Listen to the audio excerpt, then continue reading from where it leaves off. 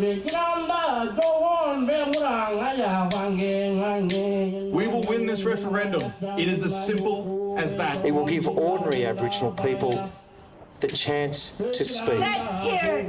We're all going to vote once. From the sunny parks of Brisbane and Sydney to the rainy streets of Melbourne, the Yes campaign is attempting to strip the Canberra rhetoric out of the Voice referendum. This is the moment that we've been waiting for as a campaign, seeing Australians turn out on the streets, demonstrating their support.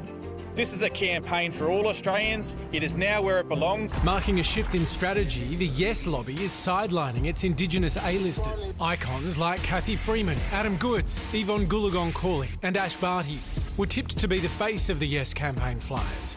But the new tack is to explain the plan to us ordinary Aussies. With polls suggesting a vote on the Voice right now would fail.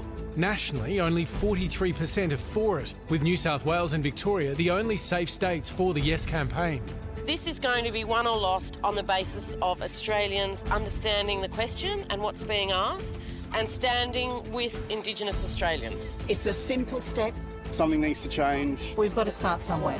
The opposition lamenting its lack of detail. You can't say to the Australian public that we want to make the biggest change to our constitution in 120 years, and I'm not going to tell you the detail about it. Saying the best case scenario would see the question stripped back. If this was just about constitutional recognition, we'd sign up. So as the Yes campaign takes to both the stage... We are taking this country to Yes this year. Stand with us, Australia.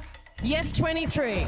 and the streets, what will it take to turn the tide for voters unsupportive or undecided on the Voice? The eyes of the world are truly on Australia, and I have every faith that Australians will rally and vote yes in this referendum.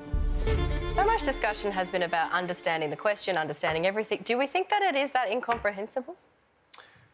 I think for many people, it's less about understanding the question, but knowing what the answer to the questions are. And I notice it coming up time and time again. Doesn't matter who we're interviewing about this, but a lot of the questions that I think are reasonable to ask about how it might be work and implementation. The answers often are not that straightforward, and I'm sure that's what many people making their mind up still will want clarified between now and whenever the poll might be, October, it sounds like. Do you think that pressure of how this will look to the rest of the world will really play into it or not? Do you think people's decision is made regardless? I think we should think about how we look to ourselves about this. Like, of course, the rest of the world can look to us and be, this isn't going to look good, but, OK, that's what the rest of the world thinks. What about what we think if this doesn't get through? And I think that is what the Yes campaign is now trying to narrow in on and really capture, and it's just going to be whether or not they can disseminate that feeling among the population.